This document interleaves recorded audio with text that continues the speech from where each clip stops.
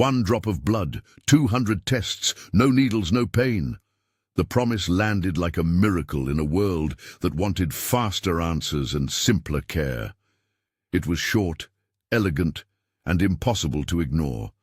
The kind of slogan that fits on a magazine cover, a TED stage, an investor slide. That line did more than sell a product. It sold a future.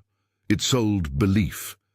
It is how a startup led by a young, charismatic founder grew from a dorm room idea into a company whispered about as a $9 billion empire.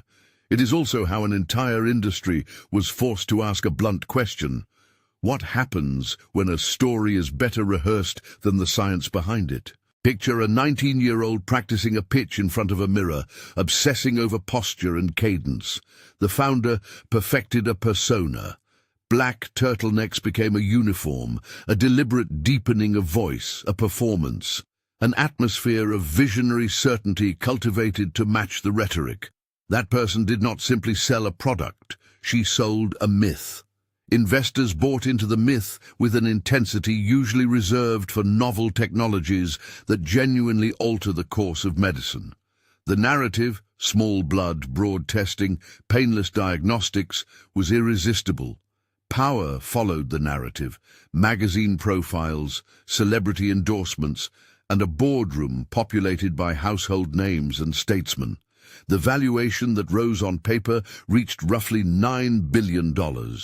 Retail deals with national pharmacy chains were in negotiation. The world leaned in. If the story up to this point sounds like a classic startup fairy tale, that's because it was. Charisma met timing and capital rushed in. Yet beneath the sheen, there was a different story quietly unfolding.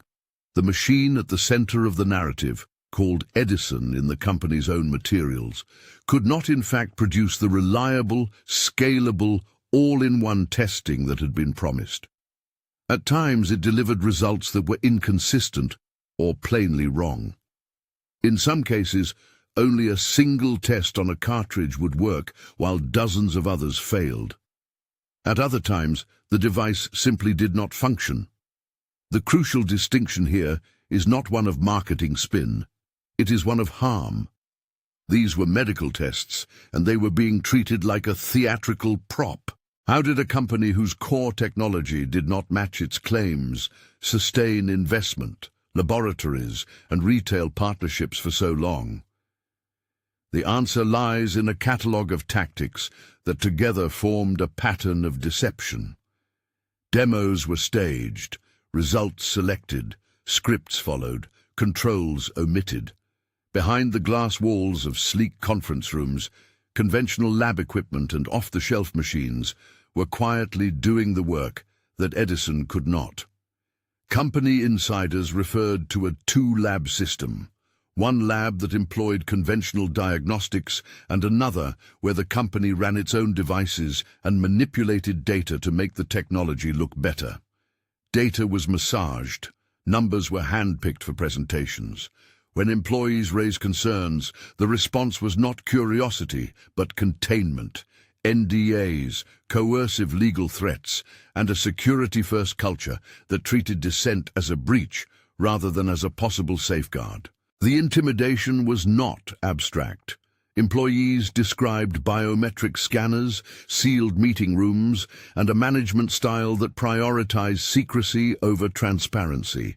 In the center of that culture stood a chief operating officer, whose presence was described in internal accounts as forceful and silencing. Together, the senior leadership created an environment where people who wanted to speak up risked professional ruin, and subjectively, where it felt they might be punished for doing so. The result was a company very good at controlling appearances and very bad at inviting the scrutiny that science requires. And there were people whose lives were changed by the consequences, tests that returned, HIV positives that were not true, cancer scares that convinced patients they had a life-and-death emergency when they did not. Phantom infections flagged where none existed. These are not abstractions or footnotes. They are moments in which a lab result becomes a life sentence of fear, choices, and emotional fallout. A pathologist who raised persistent concerns about testing practices later died by suicide, a tragic human cost that underlines the stakes beyond valuation charts and press releases. Families, clinicians, and individual patients were left to confront uncertainty that should never belong in medicine. The uncertainty that comes from placing trust in technology whose performance has not been proven. It took insiders willing to risk careers and a few persistent journalists to begin pulling at the loose threads. One whistleblower was an employee with a family connection to the company's board. Another took painstaking notes of irregularities and tried repeatedly to alert managers.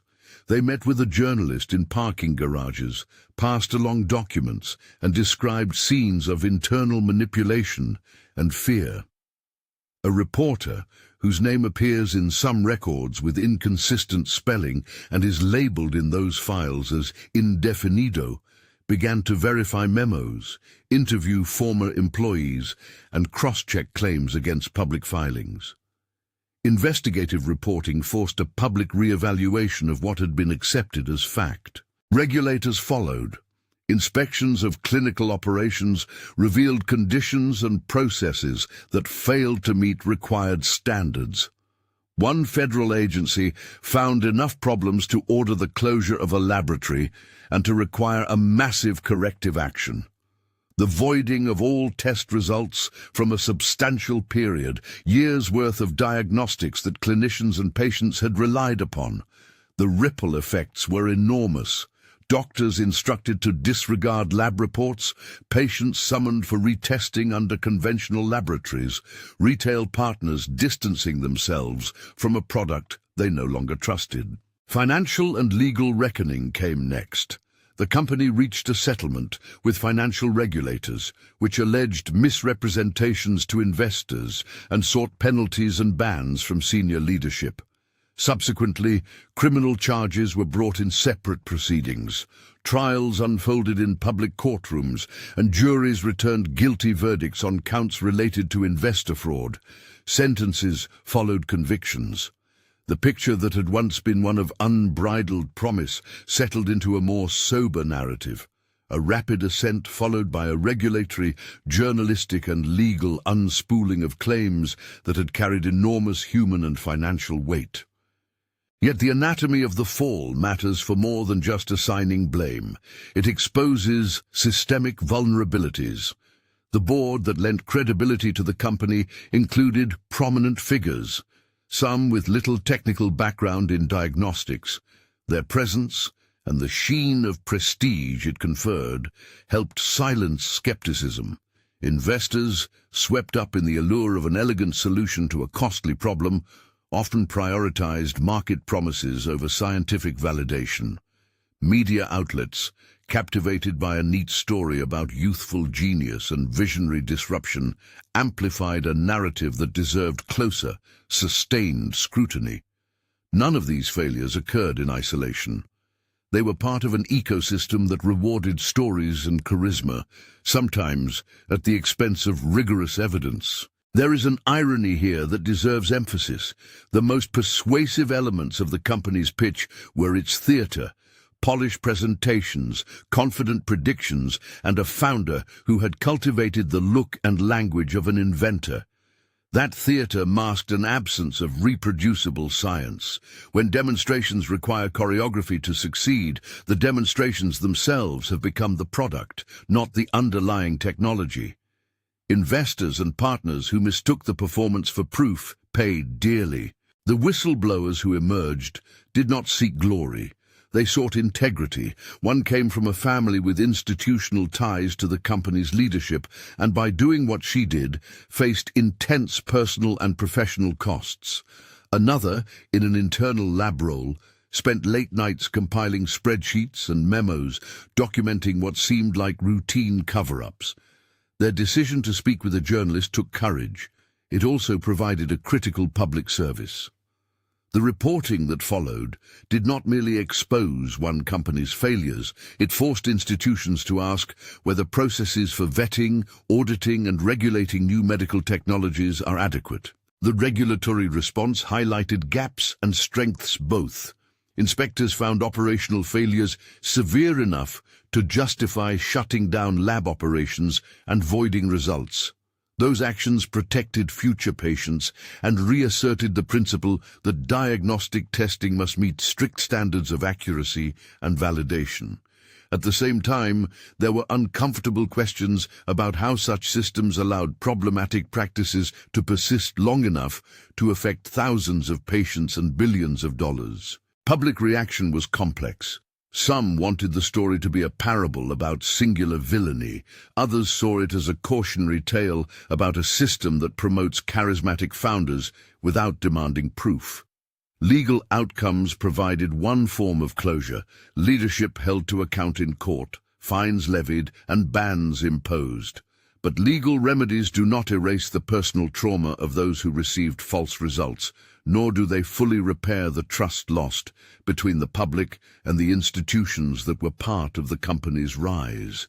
In the aftermath, the company dissolved, labs closed, and many investors took substantial losses. Executives faced bans from serving as officers of public companies. The brand that had once promised to democratize diagnostics is now recalled as a case study in the dangers of mistaking storytelling for science. The lessons emerging from this journey are both simple and profound. Extraordinary claims require extraordinary evidence, a maxim that gets repeated because it bears repeating. When lives are at stake, evidentiary rigor is not optional. Persona, stagecraft, and credibility borrowed from public figures can accelerate success, but they cannot substitute for reproducible results. Institutions, boards, investors, regulators, and the press share responsibility. Boards should ask the hard questions and demand technical expertise where medical claims are made. Investors should insist on third-party validation and independent verification before allocating massive sums. Journalists should remain skeptical even when narratives fit a compelling arc. Regulators must be empowered and resourced to inspect and enforce standards that keep patients safe. There is another lesson in the human toll. It is easy, when recounting corporate falls, to reduce harm to balance sheets and headlines. But the true measure of damage is smaller, closer. A phone call informing someone that a screening suggested a serious illness, the nights of anxiety that follow, the tests and biopsies performed because a machine reported something that was not there. Those consequences are not abstract, they are quietly devastating.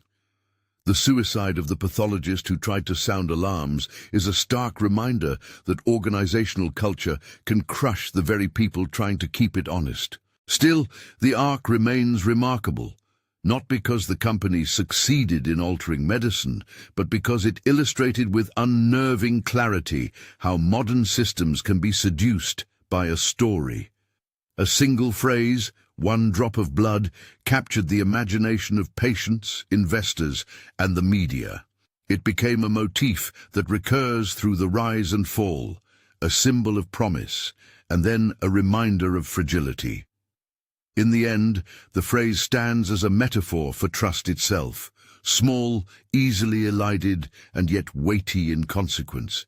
If there is room for cautious optimism, it lies in the responses that followed exposure. Journalism held power to account. Regulators acted to protect public health. Whistleblowers stepped forward despite personal risk. Those are not happy endings in any simplistic sense, but they are reminders that systems can, and sometimes do, correct course. This is why the phrase in the title, "The Remarkable Journey of the Woman Who Built a $9 billion Empire," fits as a narrative axis even while it requires qualification. The journey was remarkable for its velocity and for the cultural moment it revealed, how a young founder's persona, a compelling narrative, and a hungry capital market can together build an enormous structure atop shaky foundations. It was remarkable for the courage of those who spoke out, and it was remarkable in the worst way for the human costs that accompanied the illusion. To end where we began, one drop of blood. We learned that a slogan can move markets and open doors. We also learned that when that slogan replaces transparent science, when demos are curated instead of independently validated, both patients and the public pay the price. The story leaves a clear admonition. The promises we build our health systems upon must be testable, reproducible, and subject to scrutiny.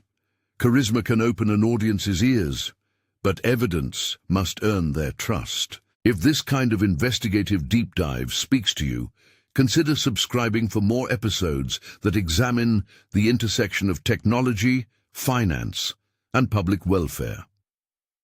For those who want to read the primary reporting and regulatory filings that shaped this story, links and sources are available in the description. The tale of one company's rise and fall is more than a cautionary anecdote. It is a mirror held up to an ecosystem that must do better for the sake of patients, for the integrity of science, and for the public trust that every medical claim ultimately depends upon.